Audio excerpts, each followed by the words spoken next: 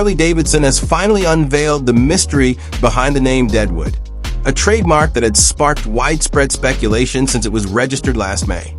Contrary to predictions that the Deadwood would use the Revolution Max platform, this motorcycle instead debuts as a new member of the Softail family, featuring a classic bobber design that's simple and unadorned.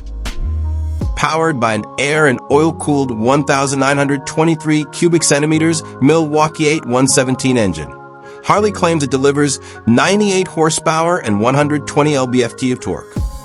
Unfortunately, for now, the Deadwood is only available in the United States, with no indication of an official launch for the European or UK markets. In terms of design, the Deadwood blends the characteristics of the street bob and fat bob into a sleeker bobber style. A single-seat, short fenders, spoke wheels, and a minimalist silhouette are the bike's defining features, making it look like a custom garage bike straight from the factory. However, behind its classic appearance, Harley has incorporated modern technology such as cornering ABS, lean-sensitive traction control, drag torque slip control, tire pressure monitoring, and 3 riding modes. This combination demonstrates that Harley is striving to maintain its traditional identity without neglecting the safety and comfort demands of today's riders.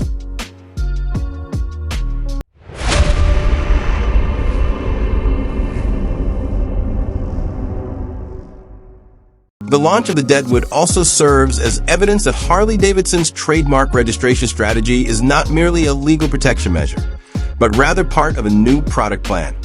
The name Deadwood itself is taken from a historic town in South Dakota located not far from Sturgis, an icon of American motorcycle culture, thereby reinforcing the Americana vibe that has long been a hallmark of Harley. However, one mystery remains: the low bob model, which was also registered at the same time. The question is, will Harley introduce a new Softail variant, or is it preparing a model with a completely different concept?